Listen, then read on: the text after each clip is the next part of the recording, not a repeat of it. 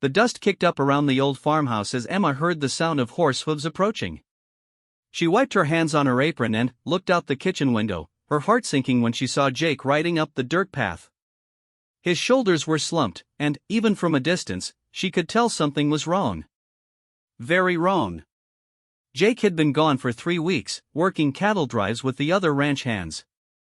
3 weeks of Emma managing the small farm alone, feeding the chickens, milking their one cow, and keeping the vegetable garden alive in the scorching Texas heat.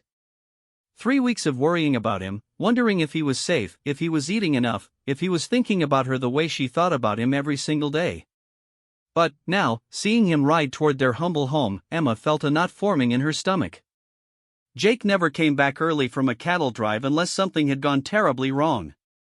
The money from these drives was what kept them afloat, what put food on their table and helped them save up for the bigger ranch they dreamed of owning someday. Jake dismounted his horse, a beautiful chestnut mare named Stella, and tied her to the hitching post. Emma watched through the window as he stood there for a moment, just staring at the ground. His hat was pulled low over his eyes, casting shadows across his face. His clothes were dusty and travel-worn, and she could see the exhaustion in every line of his body. Emma rushed to the front door, her bare feet making soft sounds on the wooden floor. She had been baking bread when she heard him coming, and flour still dusted her hands and the front of her blue cotton dress. The late afternoon sun streaming through the doorway made her auburn hair glow like fire as she stepped onto the porch. "Jake," she called softly, her voice carrying across the yard. "Jake, what are you doing back so soon?" He looked up then, and Emma's breath caught in her throat. His face was haggard, his eyes bloodshot and tired. A dark bruise colored his left cheek, and there was a cut on his lip that looked fresh. But it wasn't the physical injuries that made Emma's heart race with fear. It was the look in his eyes. The defeated, broken look of a man who had lost everything. Jake walked slowly toward the porch, his spurs jingling with each step.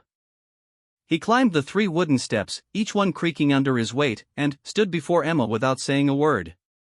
She reached out to touch his face, her fingers gentle against the bruise on his cheek.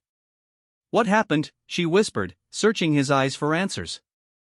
Jake pulled away from her touch, turning to look out at the horizon where the sun was beginning to set, painting the sky in shades of orange and pink.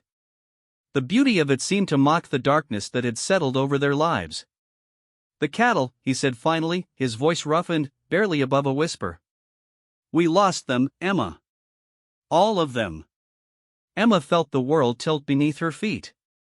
"What do you mean, lost them?" Jake's hands clenched into fists at his sides. "Rustlers. They hit us 2 nights ago, just after we crossed the river. Came in the middle of the night when most of the boys were sleeping. They were organized, Emma. Professional. They knew exactly what they were doing. But, the other men, surely they helped fight them off?" A bitter laugh escaped Jake's lips. "Some tried. But there were too many of them, and they had us surrounded before we even knew what was happening. Bill Thompson took a bullet to the shoulder. Young Tommy Rodriguez, he didn't make it." Emma's hand flew to her mouth, her eyes filling with tears. Tommy was barely 18, the youngest of the ranch hands. He had been so excited about his first big cattle drive, talking about how he was going to use his pay to buy his mother a new dress. "Oh, Jake," she breathed, stepping closer to him. "I'm so sorry." But Jake moved away from her again, pacing to the edge of the porch. "Sorry doesn't bring back the cattle, Emma. Sorry doesn't pay our debts. Sorry doesn't put food on our table or keep a roof over our heads." The anger in his voice was new, sharp and cutting. Emma had never heard Jake talk this way before.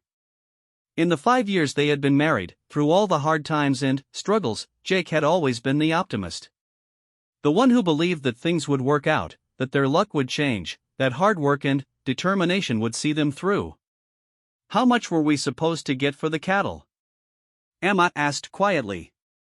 Jake's silence stretched long enough that Emma thought he might not answer. When he finally spoke, his voice was flat and emotionless. $1,500. Enough to pay off the loan on this place and have money left over to expand. Enough to finally start living instead of just surviving. $1,500. It might as well have been 15,000. Emma felt the weight of their situation settling on her shoulders like a heavy blanket. Without that money, they would lose the farm. The bank had already extended their loan twice, and Mr. Peterson had made it clear that there would be no third extension. "There has to be something we can do," Emma said, her voice stronger now, filled with the determination that had gotten her through every other crisis they had faced. "We can talk to the bank, explain what happened. Maybe they'll give us more time." Jake turned to look at her then, and the expression on his face made Emma take a step back. There was something cold in his eyes, something she had never seen before. "More time to do what, Emma? To fail again? To watch everything we've worked for slip away piece by piece? Jake, what's gotten into you? This isn't like you." "Yes, this is terrible, but we'll figure something out." "We always do." "No." Jake's voice exploded across the quiet evening air, causing the chickens in the yard to scatter in alarm. "We won't figure it out, Emma. There's nothing to figure out. We're finished." Emma stared at her husband in shock. Jake had raised his voice to her before during arguments, but never like this. Never with such venom and despair. "The rustlers," Jake continued, his voice getting louder with each word, "they didn't just take the cattle. They took everything, Emma. Our future, our dreams, our chance at something better. And, you know what the worst part is?" Emma shook her head, tears beginning to slide down her cheeks. "The worst part is that I should have seen it coming. I should have been more careful, should have posted more guards, should have taken a different route. But I got cocky, thought we were safe because we'd made the trip so many times before without trouble. Jake, you can't blame yourself for what happened. Those men were criminals, thieves. What happened to Tommy and the cattle isn't your fault." But Jake wasn't listening. He was lost in his own spiral of guilt and self-recrimination. "Do you know what the other ranch owners are going to say when they hear about this? They're going to say I'm unreliable, that I can't protect their investment. Word travels fast in this business, Emma. No one's going to trust me with their cattle ever again." Emma wiped the tears from her eyes and straightened her shoulders. "Then, we'll find another way.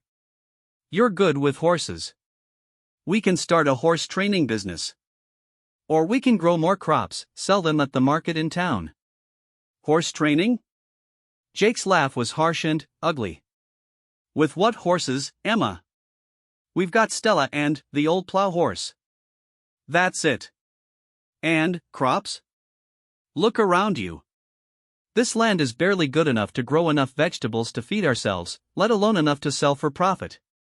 Emma looked out at their small plot of land, at the modest house Jake had built with his own hands when they first got married. It wasn't much, but it was theirs. Or at least it had been theirs until today. "There's something else," Jake said quietly, and Emma's blood turned to ice at his tone. "What?" Jake reached into his vest pocket and pulled out a folded piece of paper. He held it out to Emma with a shaking hand. "This was waiting for me when I got back to town." Emma took the paper with trembling fingers and unfolded it. It was a letter from the Cattleman's Bank, dated just 3 days ago. As her eyes scanned the formal language, her heart sank lower and lower. The bank was calling in their loan immediately. Full payment was due within 30 days, or they would begin foreclosure proceedings. The amount owed was printed in stark black numbers at the bottom of the page, $1,247. Emma read the letter twice, hoping she had misunderstood something, but the words remained the same. "They can't do this," she said finally. "We've never missed a payment.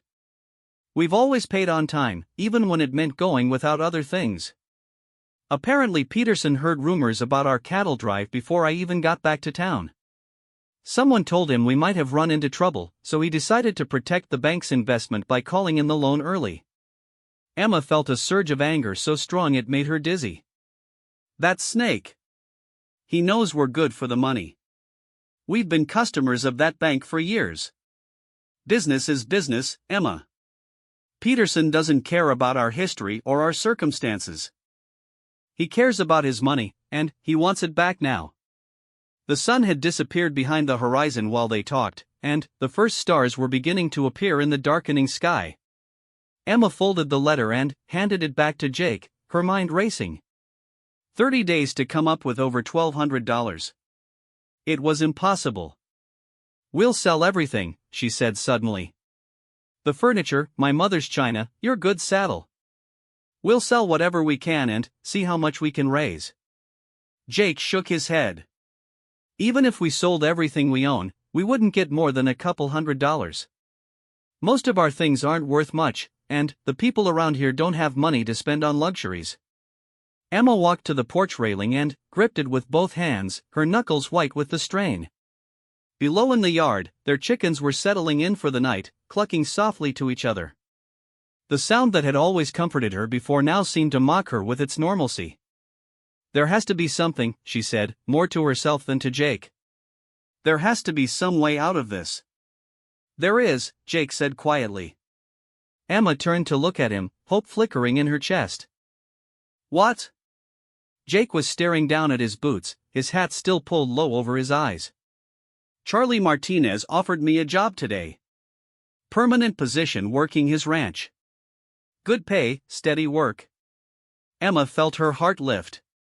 "That's wonderful. Charlie runs one of the biggest spreads in the county. If he wants to hire you, that means he respects your abilities. He wouldn't offer you a job if he thought you were responsible for what happened to the cattle." "There's just one problem," Jake said, still not looking at her.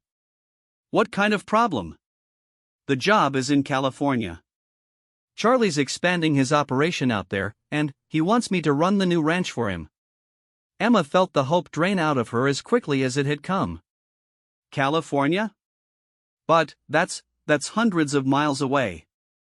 1,000 miles, actually." "Well, then, we'll go together. It will be an adventure. A fresh start somewhere new." Jake finally looked up at her, and Emma saw something in his eyes that made her stomach clench with fear. "He only offered the job to me, Emma. The position comes with a small house, but it's just for one person. Charlie made that very clear." Emma stared at her husband in disbelief. "Are you telling me that you would go to California without me? That you would leave me here to face the bank and the foreclosure alone? What choice do I have?" Jake's voice was rising again, defensive and angry. "If I don't take this job, we'll both be homeless and penniless. At least this way, one of us will have a future. What about our marriage, Jake? What about the vows we made to each other? For better or worse, remember? In sickness and in health? This isn't about our vows, Emma. This is about survival. This is about being practical." Emma felt something break inside her chest, something that had been holding her together through all the difficulties and challenges of their life together. "Practical? Is that what you call abandoning your wife?" "I'm not abandoning you. I'm trying to save us both the only way I know how." "By running away?" Jake's face darkened with anger. "I'm not running away. I'm trying to be responsible, trying to think ahead for once instead of just hoping things will work out." "And what am I supposed to do while you're being responsible in California? How am I supposed to survive?" "You could go back to your sister in Austin. She's got that big house, and her husband is doing well with his business. They could take you in until I get established and can send for you." Emma laughed, but there was no humor in the sound. "You want me to go crawling back to Margaret with my tail between my legs? To admit that our marriage failed, that we couldn't make it work? To become a burden on her family? It wouldn't be forever, Emma. Just until I can save enough money to get us started again somewhere else." "And how long would that take, Jake? A year? 2 years? 5 years?" Jake was quiet for a long moment. When he spoke again, his voice was barely audible. "I don't know." Emma felt the tears starting again, but this time they were tears of anger as much as sadness. "You don't know. You're asking me to give up everything, to leave my home and my husband, and you don't even know how long it would be before we could be together again. Emma, please try to understand. This is the only option we have. No, Emma said, her voice stronger now, filled with a determination that surprised them both. This is the only option you're willing to consider. But I won't do it, Jake. I won't let you run away from our problems, and I won't let you abandon our marriage. Jake's face flushed with anger. Then, what do you suggest we do? Magic the money out of thin air? Pray for a miracle? We fight, Emma said simply. We find a way to raise the money, and we fight to keep what's ours. Fight how? With what weapons? We don't have any money, Emma. We don't have any resources. We don't have any options except the ones I've already told you about. Emma stepped closer to her husband, close enough to see the flecks of gold in his brown eyes, close enough to smell the dust and sweat and leather that always clung to him after a long ride. We have each other, Jake. We have our love and our commitment to each other. That's worth fighting for. For a moment, Emma thought she saw something soften in Jake's expression. For a moment, she thought he might reach for her, might pull her into his arms and tell her that she was right, that they would find a way to make it work together. But then, his face hardened again, and he stepped back from her. Love doesn't pay debts, Emma. Love doesn't keep the bank from foreclosing on our home. Love is a luxury we can't afford right now. Emma felt something snap inside her, some last thread of patience and understanding that had been holding her together. Before she even knew what she was doing, her hand shot out and grabbed the front of Jake's shirt. The cotton fabric bunched in her fists as she pulled him toward her, her eyes blazing with a fury she had never felt before. Don't you dare, she said through gritted teeth. Don't you dare tell me that our love is a luxury. Don't you dare stand there and act like what we have together means nothing. Jake tried to pull away from her grip, but Emma held on tighter, her knuckles white with the strain. Emma, let go of me. No. Not until you listen to me. Not until you remember who you are and what we mean to each other. Emma, I'm warning you. Warning me what? Emma's voice was getting louder now, all her fear and anger and desperation pouring out in a torrent of words. Are you going to leave me too, just like you're planning to leave for California? Are you going to walk away from this conversation just like you're planning to walk away from our marriage? Jake grabbed her wrists, trying to force her to release his shirt, but Emma's grip was strong, strengthened by years of farm work and fueled by the intensity of her emotions. They struggled there on the porch, neither willing to give ground, both breathing hard from the effort and the emotion. Let go of me, Emma. Make me. And then, in one swift motion, Emma pulled with all her strength, her fingers still tangled in the fabric of Jake's shirt. There was a loud tearing sound as the cotton gave way, ripping from collar to hem. Buttons scattered across the wooden planks of the porch, making small clicking sounds as they bounced and rolled. Emma stumbled backward, the torn pieces of Jake's shirt still clutched in her hands. For a moment, both of them stood frozen, staring at each other in shock. The evening air was cool against Jake's exposed chest, and Emma could see the rapid rise and fall of his breathing. But it wasn't the sight of his muscular torso that made her breath catch in her throat. It was the scars. Long, thin lines crisscrossed Jake's chest and arms, some old and faded to silver, others more recent and still pink with healing. Emma had seen some of these marks before, of course. In 5 years of marriage, she had traced her fingers over the scar on his shoulder from a bronco that had thrown him into a fence post. She knew about the mark on his ribs from a bull's horn that had come too close for comfort. But these were different. These were deliberate, precise cuts that spoke of violence and pain inflicted by human hands rather than angry animals. The largest ran from his collarbone to just above his heart, a jagged line that told a story Emma had never heard. Jake, she whispered, dropping the torn fabric and reaching toward him instinctively. What happened to you? Jake looked down at himself as if seeing the scars for the first time. His face went pale, and he quickly crossed his arms over his chest, trying to hide the evidence of whatever terrible things had been done to him. It's nothing, he said, but his voice was shaky now, all the anger and defiance gone out of it. Old injuries from ranch work. Emma shook her head slowly. She had grown up around ranches and cowboys her whole life. She knew the difference between accidents and intentional harm. Those aren't from ranch work, Jake. Those are knife wounds. Jake's eyes darted away from hers, looking anywhere but at her face. You don't know what you're talking about. But Emma stepped closer, her own anger forgotten in the face of this new revelation. How long have you been hiding this from me? How long have you been carrying whatever happened to you alone? Emma, please. Just leave it alone. No. Emma's voice was firm but gentle now. We're married, Jake. We're supposed to share everything, the good and the bad. We're supposed to trust each other with our secrets and our pain. Jake let out a bitter laugh. Trust? You want to talk about trust? After what just happened, after the way you just attacked me? Emma felt heat rise in her cheeks. I didn't attack you. I was trying to make you listen to me, trying to make you remember what we have together. By tearing my clothes off? I didn't mean for that to happen. I was so angry, Jake. So scared of losing you, of losing everything we've built together. I wasn't thinking clearly. Jake was quiet for a long moment, his arms still wrapped around himself protectively. The setting sun cast long shadows across the porch, and, somewhere in the distance, a coyote howled mournfully. The scars, he said finally, his voice so quiet Emma had to strain to hear him.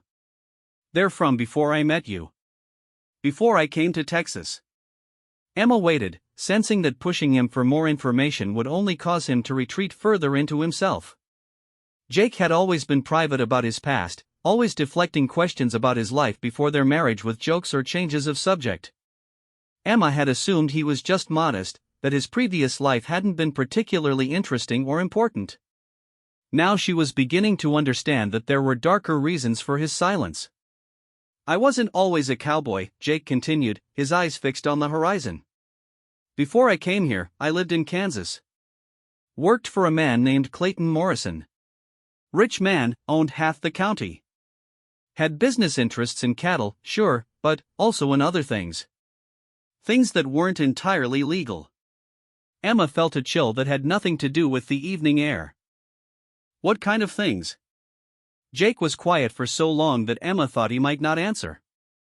When he finally spoke, his voice was flat and emotionless, as if he were reciting facts about someone else's life. Gambling, mostly. Underground poker games, fights, horse racing with fixed outcomes. Morrison ran it all, and I was his enforcer. When people didn't pay their debts or tried to cheat him, it was my job to convince them to change their ways. Emma felt her stomach turn over.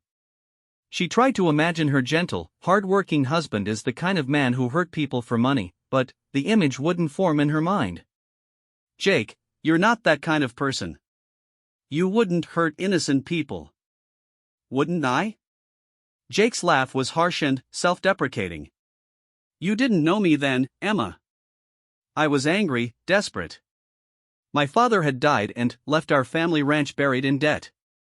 Morrison offered me more money in 1 month than I could make in a year doing honest work. I told myself I was doing it for my mother and my little sister, that I was being noble by sacrificing my principles to take care of them. What happened to your family? Your mother and sister? Jake's face crumpled, and Emma saw tears gathering in his eyes. They died, Emma. Both of them. Influenza outbreak while I was off collecting debts for Morrison. I wasn't there to take care of them when they needed me most. All that money, all that compromise, and they died anyway. Emma's heart broke for the young man Jake had been, trying to do the right thing in all the wrong ways. She reached out to touch his arm, but he pulled away from her again. After they died, I didn't care anymore. About anything. I kept working for Morrison, but now it was just about the violence. About having someone to blame, someone to hurt the way I was hurting inside. The scars on Jake's chest suddenly made horrible sense to Emma. Someone fought back. Jake nodded slowly. Morrison had me go after a farmer named Samuel Wright. Wright owed money from a poker game, but his crop had failed and he couldn't pay. Morrison wanted me to make an example of him, to show everyone else what happened when you tried to default on a debt. Emma didn't want to hear the rest of the story, but she could see that Jake needed to tell it, needed to finally share the burden he had been carrying alone for so long. I went to Wright's farm with 2 other men. We were supposed to rough him up, maybe burn his barn, scare him into finding the money somehow. But when we got there, Wright was waiting for us with a shotgun. Jake paused, his hand unconsciously moving to the largest scar on his chest. He didn't want to hurt us. Just wanted us to leave his family alone. But Morrison's other men, they started shooting. Wright's wife came running out of the house, trying to protect her husband, and she caught a bullet meant for him. Emma gasped, her hand flying to her mouth. When I saw that woman fall, saw the blood spreading across her dress, something snapped inside me. I realized what I had become, what I was helping Morrison do to innocent people. I tried to stop the fighting, tried to get the other men to back down. That's when Wright came at me with a knife. He blamed you for his wife's death. He was right to blame me. I was there, Emma. I was part of it. Even if I didn't pull the trigger, I was responsible for what happened to his wife. Emma felt tears streaming down her own cheeks now. But you tried to stop it. You tried to do the right thing. Too little, too late. Wright cut me up pretty good before I could get the knife away from him. Probably would have killed me if Morrison's men hadn't shot him too. Jake's voice broke on the last words, and Emma could see the shame and guilt he had been carrying for all these years written clearly on his face. That's when I knew I had to get out. Had to leave Kansas and everything I'd been before. I took what money I had saved and came to Texas, determined to start over. To be a better man than I had been. And you were, Emma said firmly. You are. The man I married is nothing like the person you just described. Jake shook his head. You don't understand, Emma. The violence, the anger, it's still in me. It's always been there, just below the surface. Today, when I heard about the cattle, when I realized we were going to lose everything, I felt it again. That same rage, that same desire to lash out at someone, anyone. Emma stepped closer to him, close enough to see the pain and self-doubt in his eyes. But you didn't lash out, Jake. You came home to me. You tried to find a solution, even if I don't agree with the solution you found. I thought about it, though. When the bank manager told me about the loan being called in early, when he sat there in his fancy suit and talked about protecting the bank's interests, I thought about grabbing him by the throat and showing him what real protection looked like. Emma could hear the fear in Jake's voice, the terror of a man who was afraid of his own capacity for violence. She understood now why he wanted to leave, why he thought going to California was the only option. He wasn't just running away from their financial problems. He was running away from himself. Jake, look at me, she said softly. Reluctantly, he raised his eyes to meet hers. You are not the same man who worked for Morrison.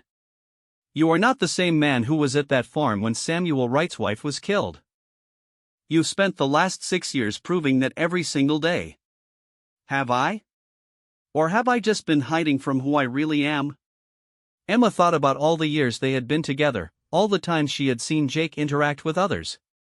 She remembered how gentle he was with the animals, how he always tipped his hat to ladies in town, how he had once spent an entire day helping an elderly neighbor repair his fence without asking for any payment.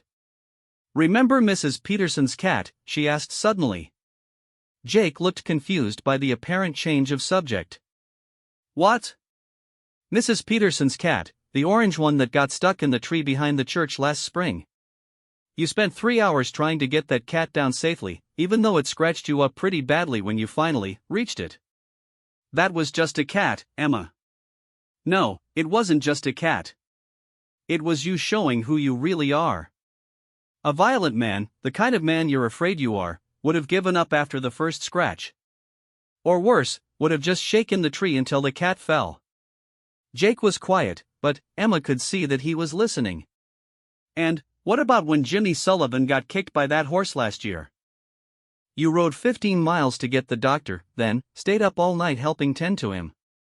you probably saved his life. Anyone would have done the same thing. No, Jake, they wouldn't have. A lot of people would have been too afraid, or too tired, or too busy with their own problems.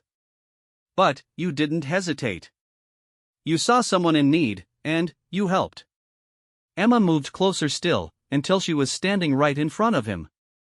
She reached up and gently touched the scar on his collarbone, the one that had shocked her so much just minutes before. These scars don't define you, Jake. They're part of your past, but they're not who you are now. The man I married, the man I love, is defined by his actions every day since I've known him. By his kindness, his hard work, his loyalty. Jake looked down at her hand on his chest, then back up at her face. What if you're wrong, Emma? What if the pressure of losing everything brings out the worst in me again? What if I hurt you? Emma's heart broke a little more at the genuine fear in his voice. You won't hurt me, Jake. I know you won't. How can you be so sure? Emma smiled through her tears. Because in 5 years of marriage, even when we've argued, even when we've been frustrated or scared or angry, you've never once raised a hand to me. You've never even raised your voice to me until today, and that was because you're terrified of losing me. I am terrified of losing you, Jake admitted quietly. That's why I think I should go to California. To protect you from what I might become if we lose everything. But, don't you see? Emma said. Running away won't protect me from anything. It will just guarantee that I lose you. And losing you would destroy me far more than losing the farm ever could. Jake was quiet for a long time, his internal struggle visible on his face. Emma could see him wrestling with years of self-doubt and guilt, trying to reconcile the man he had been with the man he was now. I'm scared, Emma, he said finally, his voice barely above a whisper. I'm scared of what will happen to us if we can't find the money. I'm scared of what I might do if I have to watch you suffer because of my failures. And I'm scared that if I stay, if I try to fight this, I'll only make things worse. Emma reached up and cupped his face in her hands, forcing him to look directly at her. I'm scared too, Jake. I'm terrified. But I'm more scared of facing this without you than I am of facing it with you. For a moment, Emma thought Jake might pull away again, might retreat back into the shell of self-protection he had built around himself. But, then, something in his expression shifted. The fear was still there, but, alongside it, Emma saw something else. She saw the man she had fallen in love with, the man who had courted her with wildflowers and gentle words, who had built their house with his own hands and promised to love her until his dying day. What if we can't raise the money? He asked. What if we lose the farm anyway? Emma's voice was steady and sure when she answered. Then, we'll start over somewhere else. Together. We'll find a way to make a living, we'll rent a little place somewhere, and we'll rebuild. But we'll do it together, Jake. As a team. The way it's supposed to be. Jake closed his eyes, and Emma could see the internal battle still raging inside him. When he opened them again, there was something different in his gaze. Not hope, exactly, but a kind of resigned determination. All right, he said quietly. We'll try it your way. We'll find a way to raise the money and keep the farm. Emma felt a surge of relief so strong it made her knees weak. Really? You mean it? I mean it. But, Emma, you have to promise me something. Anything. If things get bad, if the pressure starts to change me, starts to bring out that anger again, you have to promise me you'll leave. You'll go to your sister's or anywhere else you'll be safe. Promise me you won't stay and let me hurt you. Emma looked into her husband's eyes and saw the genuine love and concern there. She knew he was asking this because he loved her, because protecting her was more important to him than his own happiness. I promise, she said, though she knew in her heart that she would never leave him, no matter what happened. But it won't come to that, Jake. I have faith in us. Jake pulled her into his arms then, holding her tight against his chest. Emma could feel his heart beating rapidly against her cheek, could smell the familiar scent of leather and horses and sunshine that always clung to him. I love you, he whispered into her hair. I love you so much, Emma. I just want to keep you safe. I love you too, she whispered back. And, we're going to get through this. Somehow, we're going to find a way. They stood there on the porch holding each other as the last light faded from the sky and the first stars appeared overhead. Emma felt some of the tension leave Jake's body as they held each other, felt him beginning to believe that maybe, just maybe, they could face this crisis together. But, even as she held him and whispered reassurances, Emma's mind was already racing ahead, trying to figure out how they were going to raise $1,200 in 30 days. It seemed impossible, but Emma had learned long ago that impossible things sometimes became possible when you had no other choice. The next morning dawned gray and cloudy, matching Emma's mood as she stood at the kitchen window watching Jake tend to the horses. He had been up before sunrise, throwing himself into chores with the kind of desperate energy that came from having too much to think about and not enough solutions. Emma had barely slept, her mind churning through possibilities and discarding them one by one. They had spent the previous evening making lists and calculating values, trying to figure out what they could sell and how much they might get for it. The numbers were depressing. Even if they sold everything they owned except the clothes on their backs, they might raise $300. It wasn't nearly enough. She poured herself a cup of coffee and sat down at the kitchen table, where the letter from the bank lay spread out beside her notepad full of crossed-out ideas. 30 days. 29 now, since yesterday was already gone. The clock on the mantel ticked away the seconds with relentless persistence, each tick bringing them closer to losing everything. A knock at the front door interrupted her brooding. Emma smoothed her hair and straightened her dress before going to answer it, wondering who would be calling so early in the morning. She opened the door to find Sarah Mitchell standing on the porch, a covered basket in her hands and a concerned expression on her face. "Sarah," Emma said, genuinely surprised. Sarah lived on the neighboring ranch with her husband Tom, and, while the two women were friendly, they didn't often visit each other so early in the day.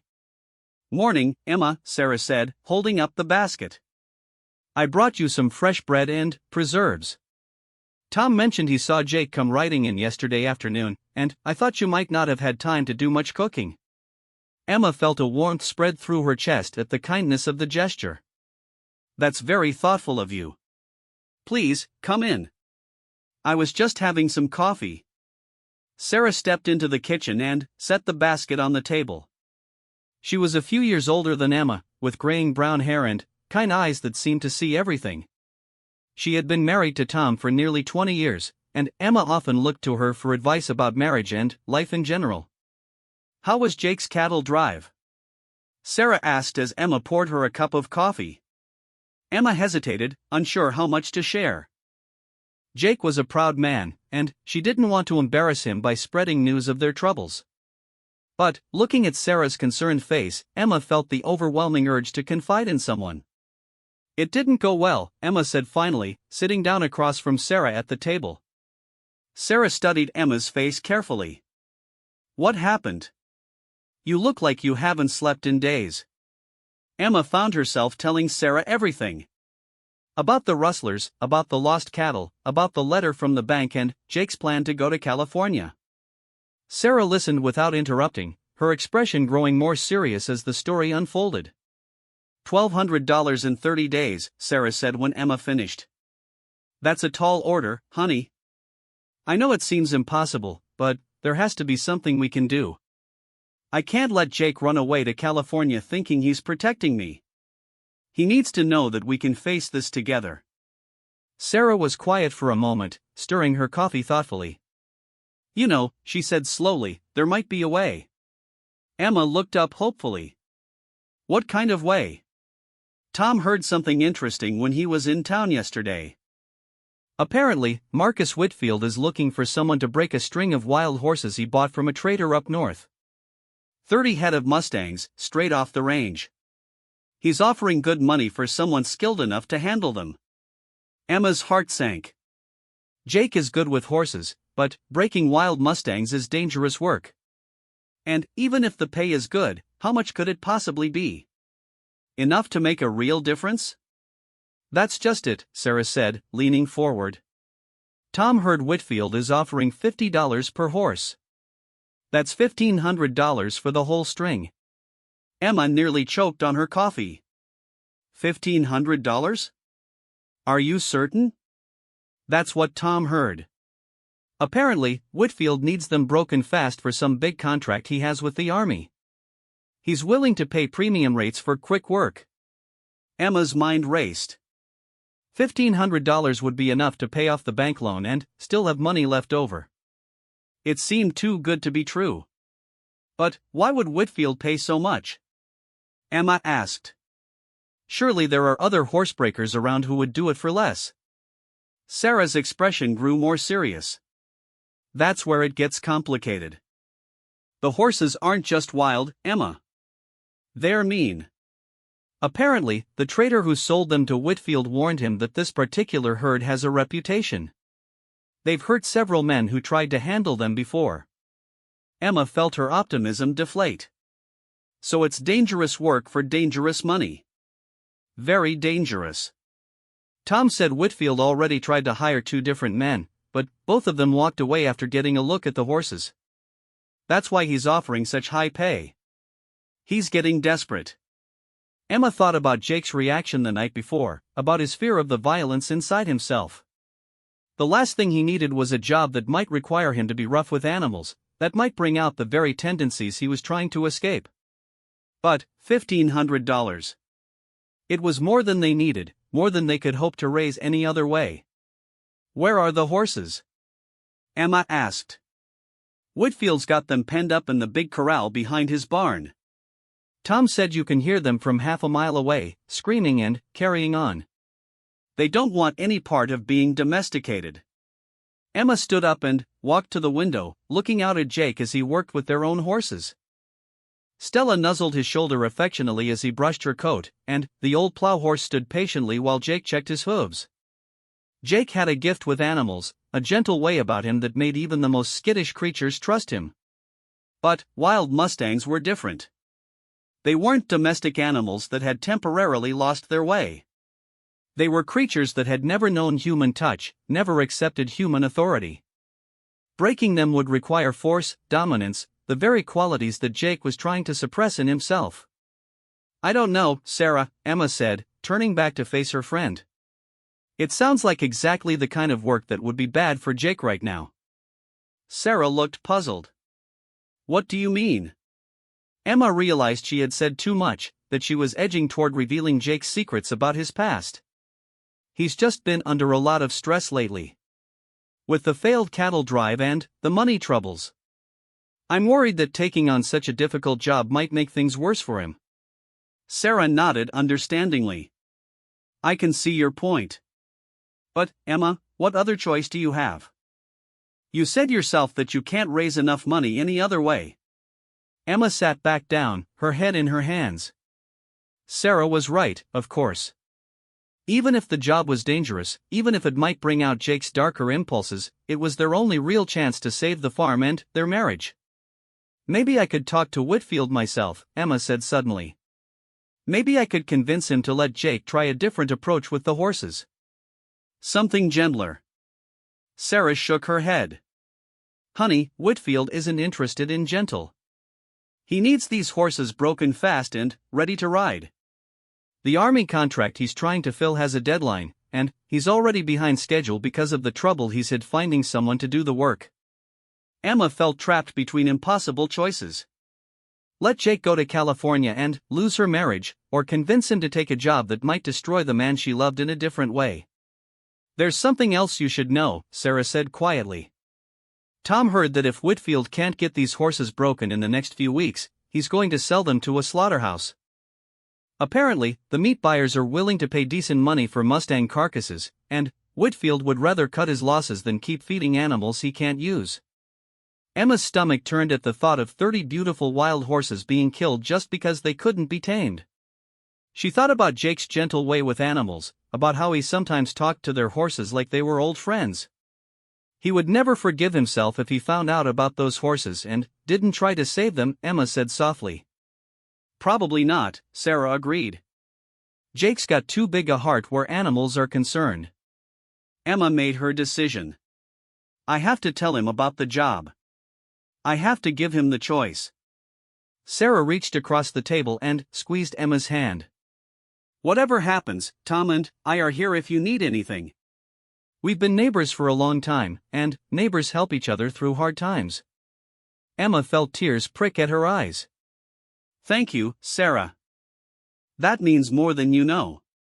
After Sarah left, Emma spent the rest of the morning working in the garden, pulling weeds and watering the vegetables while she thought about how to approach Jake with the news about Whitfield's horses. She knew he would want to take the job, both for the money and for the chance to save the animals. But she also knew he would be afraid of what the work might do to him, afraid that the stress and difficulty of breaking wild horses might awaken the violent man he used to be. Jake came in for lunch dusty and tired, his shirt sticking to his back with sweat. He had spent the morning repairing fence posts, attacking the work with the kind of intensity that spoke of a man trying to keep his mind occupied. Sarah Mitchell stopped by this morning, Emma said as she set a plate of bread and cheese in front of him. Jake looked up, surprised. This early? Was everything all right? She brought us some bread and preserves. But she also had some news that I think you should hear. Emma told Jake about Marcus Whitfield and the wild horses, about the $50 per head and the 30-day deadline. She watched his face carefully as she spoke, seeing the interest and excitement kindle in his eyes as he realized what $1,500 could mean for them. $50 a horse, he said when she finished. That's more than most men make in 2 months of regular ranch work. I know. But, Jake, these aren't ordinary horses. Sarah said they're dangerous, that they've already hurt several men. 2 horsebreakers walked away from the job after seeing them. Jake was quiet for a moment, staring down at his plate. Emma could practically see his mind working, calculating risks and possibilities. How many horses did you say? He asked finally. 30. And Whitfield needs them broken in how long? A few weeks at most. He has an army contract with a deadline. Jake pushed his plate away, his food forgotten. Emma, this could be the answer to all our problems. $1,500 would pay off the bank and give us enough left over to expand the farm, maybe buy some cattle of our own. I know what the money could mean for us, Emma said carefully. But I'm worried about what the work could mean for you. Jake looked up at her sharply. What do you mean? Emma chose her words carefully, trying to express her concerns without mentioning his past directly. Breaking wild horses is violent work, Jake. It requires force and dominance. Given everything you told me last night about your fears, about the anger inside you, I'm worried that this kind of job might not be good for you right now. Jake's expression darkened. So you think I can't handle it? You think I'm too weak or too damaged to do what needs to be done? That's not what I'm saying at all. I know you're strong enough and skilled enough to do the work. I'm worried about the cost it might have on your soul. Jake stood up from the table and walked to the window, looking out at their small plot of land.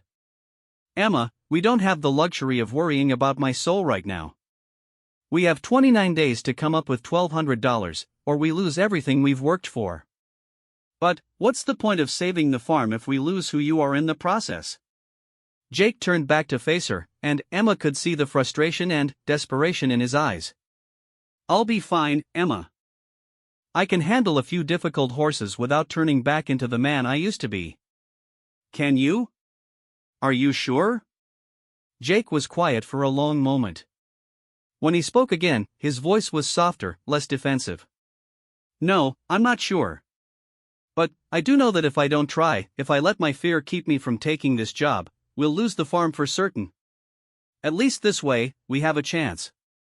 Emma walked over to him and took his hands in hers. Jake, there's something else. Sarah said that if Whitfield can't get the horses broken, he's planning to sell them to a slaughterhouse. Jake's face went pale. 30 horses? 30 horses. All because they're too wild to be useful. Emma watched as this new information sank in. She could see the internal struggle playing out on Jake's face, the conflict between his desire to protect his own emotional well-being and his instinct to save innocent animals from unnecessary death. I have to at least go look at them, he said finally. I have to see what we're dealing with. Emma nodded, knowing this had been inevitable from the moment Sarah mentioned the job. When? This afternoon. Whitfield's place is only a few miles from here. I can ride over and be back before supper. I'm coming with you. Jake shook his head. Emma, if these horses are as dangerous as Sarah said, it's not safe for you to be around them. I'm not planning to get in the corral with them. But this decision affects both of us, and I want to see what you're considering taking on. Jake looked like he wanted to argue, but then he nodded. All right. But you stay well back from the fence, and if I tell you to leave, you leave immediately. No arguments. Agreed. They rode to Whitfield's ranch in relative silence, each lost in their own thoughts.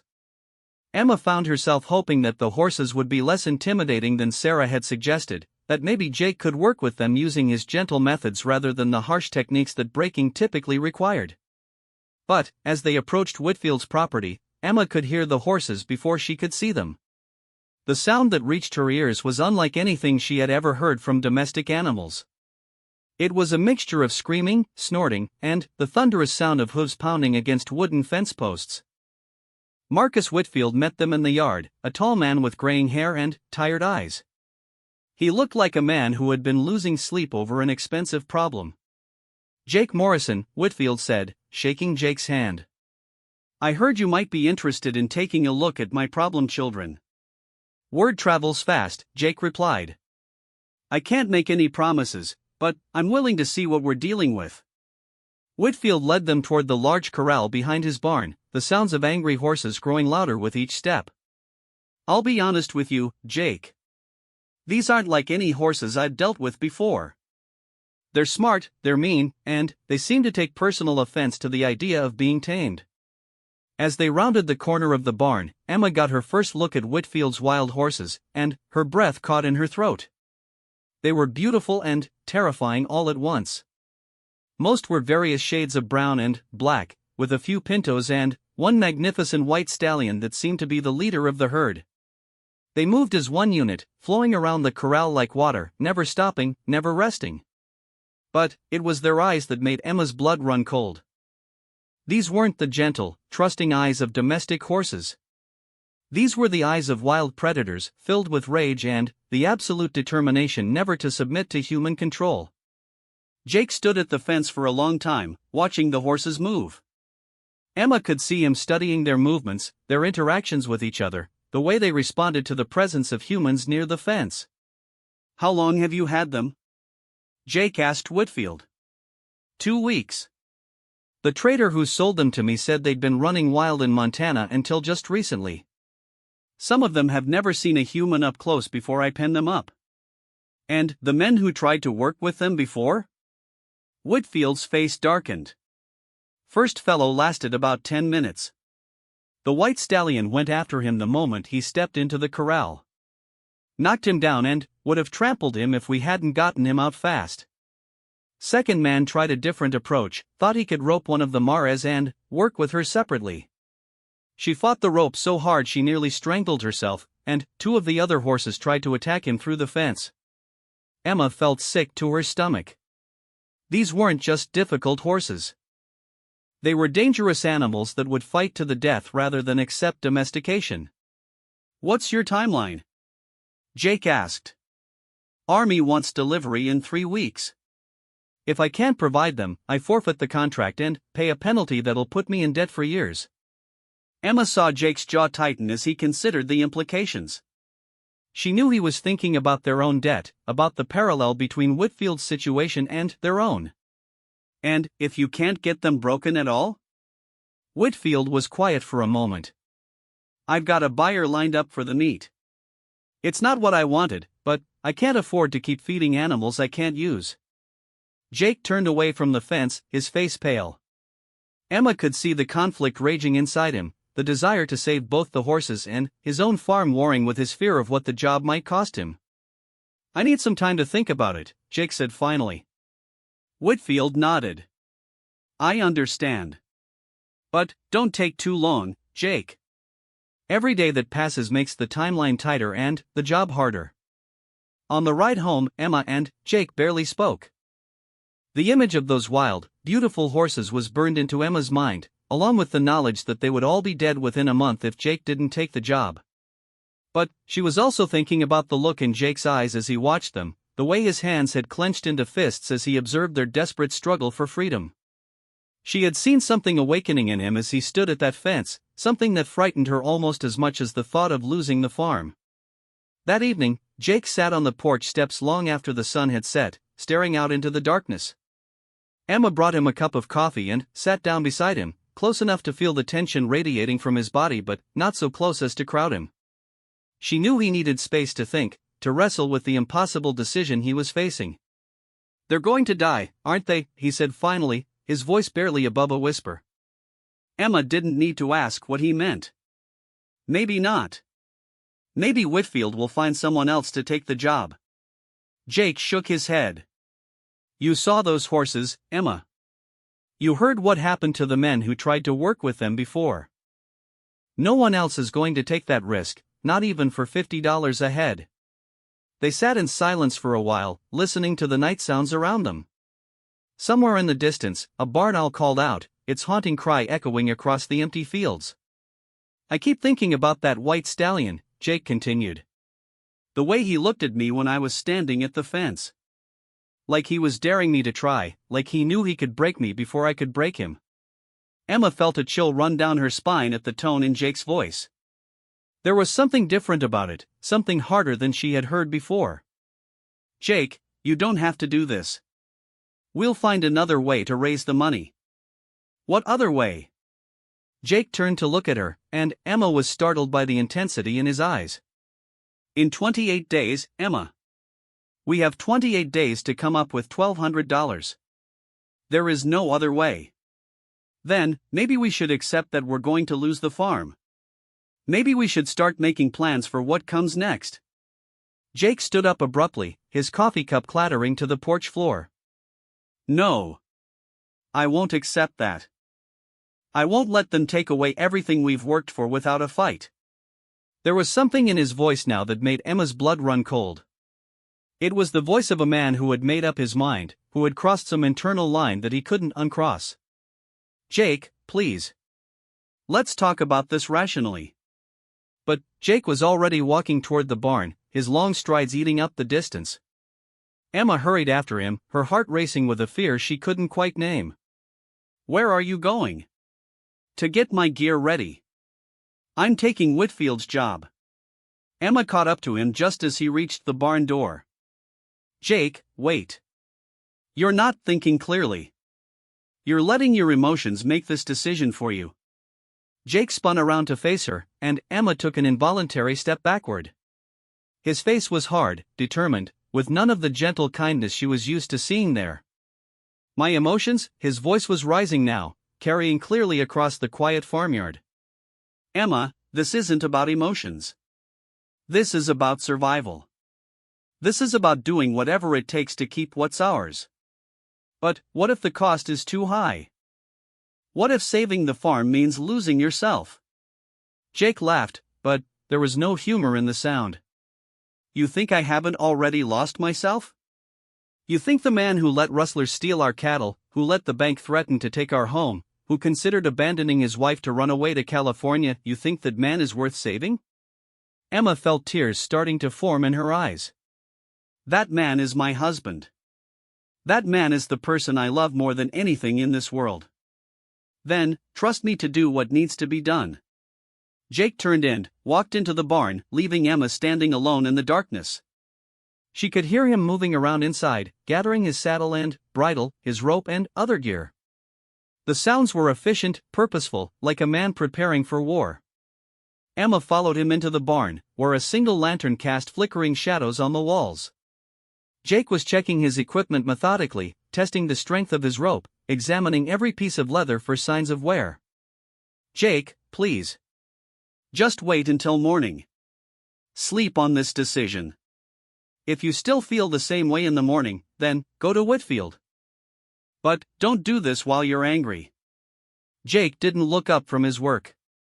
"I'm not angry, Emma. I'm focused. For the first time since this whole mess started, I know exactly what I need to do." Emma watched him work, seeing the transformation that was taking place before her eyes. This wasn't the gentle, patient man she had married. This was someone harder, more ruthless.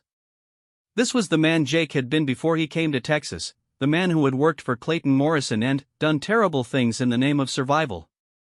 "I'm scared," Emma said quietly. Jake finally looked up at her, and, for just a moment, his expression softened. "I know you are.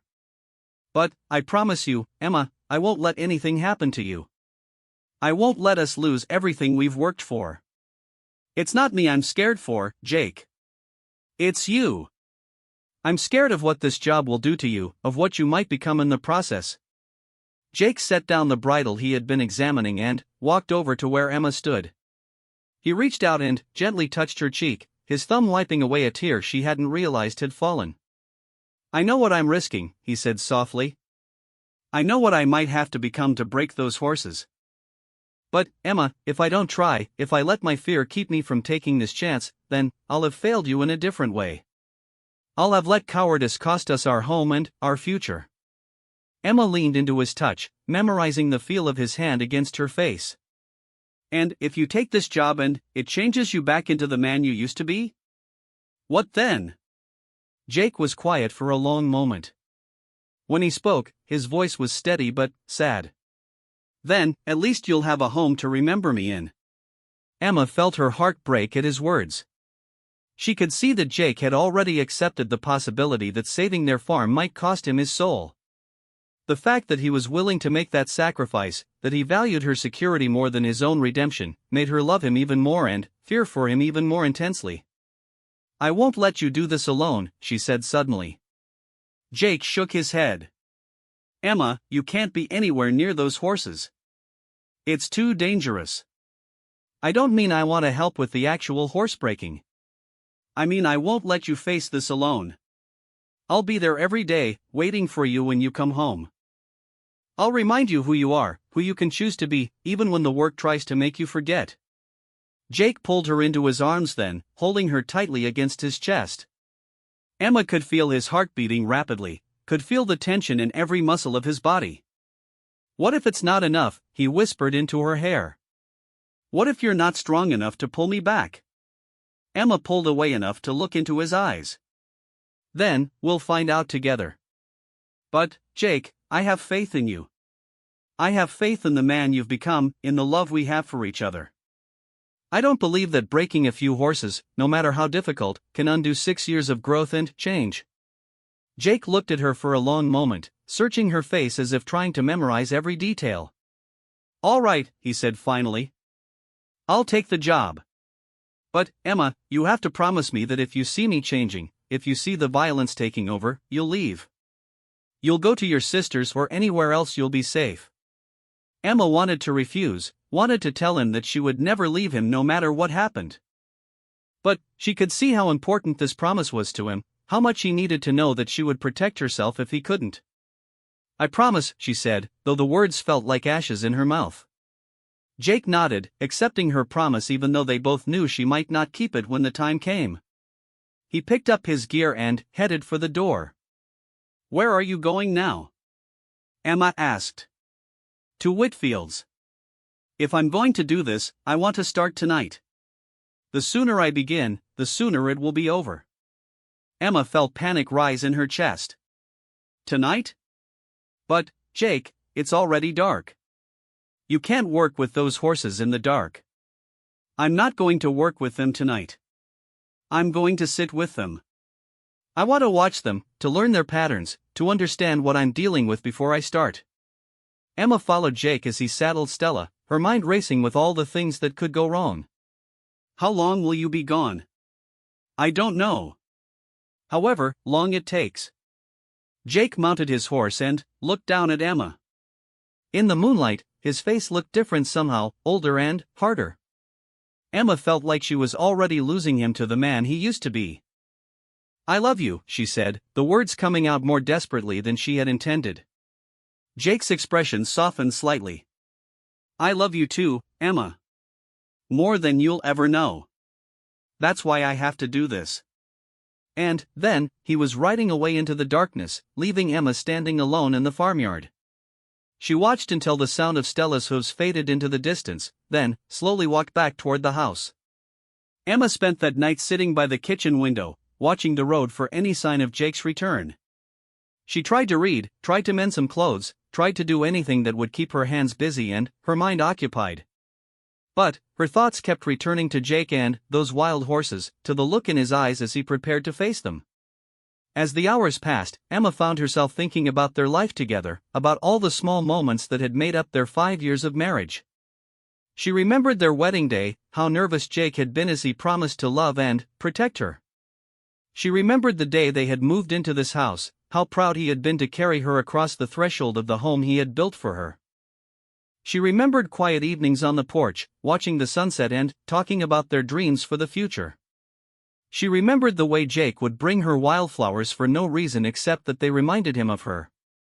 She remembered the night she had miscarried their first baby, how Jake had held her while she cried and whispered that they would try again when she was ready. All those memories, all those moments of love and tenderness and simple happiness, and now Jake was willing to risk losing himself to preserve the place where they had been created. Dawn was breaking when Emma finally heard the sound of horse hooves returning. She rushed to the window and saw Jake riding slowly up the path, his shoulders slumped with exhaustion. Stella's coat was wet with sweat, suggesting they had been riding hard. Emma met Jake at the door, searching his face for any sign of how the night had gone. He looked tired but not defeated, determined but not yet changed into something she didn't recognize. "How are the horses?" she asked as he hung up his hat and gun belt. "Magnificent," Jake said, and there was something like awe in his voice. "Emma, I've never seen anything like them. They're beautiful and terrible and completely wild. It's like they've never forgotten that they were born free." Emma felt a chill at the reverence in Jake's voice when he spoke about the horses. There was something almost obsessive about it, something that worried her. "Did you learn anything that might help you work with them?" Jake nodded slowly. "I learned that conventional methods aren't going to work. These horses can't be broken the traditional way. They're too smart, too strong-willed. They'll die before they'll submit to force." Emma felt a surge of hope. "So you'll try a gentler approach? You'll work with them the way you work with our horses?" But Jake shook his head, and Emma's hope died as quickly as it had been born. "No, Emma. Gentle won't work either. These horses don't trust humans at all, and they never will. The only way to break them is to prove that I'm stronger than they are, that I'm the dominant creature in their world." Emma felt sick to her stomach at Jake's words. "Jake, that sounds exactly like the kind of approach that will bring out the worst in you." Jake looked at her with eyes that were already harder than they had been the night before. "Maybe so. But it's the only way that will work. And it's the only chance those horses have of staying alive." Emma realized then that Jake had already crossed the line she had been so afraid of. Somewhere during his long night of watching those wild horses, he had made the mental shift from the gentleman she loved to the harder man he needed to be to do this job. The transformation she had feared was already beginning. "When do you start?" she asked quietly. "This morning. Whitfield wants me to begin as soon as possible." Emma nodded, trying to hide her fear and show only support. "I'll pack you some food to take with you." "And, Jake?" He looked at her questioningly. "Remember who you are. Remember that you're doing this for us, for our future together. Don't let the work make you forget what you're fighting for." Jake kissed her forehead gently, and, for a moment, he was her husband again rather than the stranger he was becoming. "I'll remember," he promised. "No matter what happens, I'll remember that everything I do is for you." But, as Emma watched him ride away toward Whitfield's ranch and those wild, beautiful, dangerous horses, she couldn't shake the feeling that she might be watching her husband leave for the last time. The man who came back might have the same face and the same name, but he might not be the same person inside. Emma spent that first day cleaning the house obsessively, scrubbing floors that were already clean and washing clothes that weren't dirty. She needed the physical activity to keep her mind occupied, to stop herself from imagining all the terrible things that might be happening to Jake at Whitfield's ranch. As the sun began to set, Emma positioned herself on the porch with some mending, trying to look casual while watching the road for Jake's return. She told herself that if he came home unchanged, if he was still her gentle husband despite spending a day with those wild horses, then maybe her fears were unfounded. But when Jake finally rode into the yard as darkness fell, Emma knew immediately that her worst fears were coming true. He dismounted from Stella with mechanical precision, his movements sharp and controlled. When he looked at Emma, his eyes were cold and distant, like those of a stranger. "How did it go?" Emma asked, trying to keep her voice light and supportive. "Fine," Jake replied curtly. "The white stallion tried to kill me twice, but I showed him that I won't back down. Tomorrow will be easier." Emma felt her heart sink at the satisfaction in Jake's voice when he talked about facing down the stallion. This wasn't the man who had spent 3 hours rescuing Mrs. Peterson's cat. This was someone else entirely. "Are you hurt?" she asked, noticing fresh scratches on his hands and arms. "Nothing serious. Just the cost of doing business." Jake walked past Emma into the house without kissing her or even touching her. Emma followed him inside, watching as he washed his hands and face with the same mechanical precision he had shown outside. "I kept supper warm for you," Emma said. "I'm not hungry." Jake sat down at the kitchen table and stared out the window into the darkness. Emma could see the tension in every line of his body, could practically feel the violence radiating from him like heat from a forge. "Jake, talk to me. Tell me what happened today." Jake looked at her then, and Emma had to suppress a shudder at the expression in his eyes. "What happened today was that I started doing what needs to be done." "What happened today was that I began the process of breaking 30 wild horses so that we can keep our home." "But how are you doing it? What methods are you using?" Jake's smile was cold and humorless. "Whatever methods work, Emma. Whatever it takes." Emma realized then that Jake wasn't going to share the details of his work with her, wasn't going to let her into the dark world he was entering each day at Whitfield's ranch. He was trying to protect her from the knowledge of what he was becoming, but, in doing so, he was also cutting himself off from the one person who might be able to help him remember who he used to be. Over the following days, the pattern repeated itself. Jake would leave early in the morning, grim-faced and determined. He would return at night exhausted and distant, speaking only in short, clipped sentences about practical matters. The gentle man.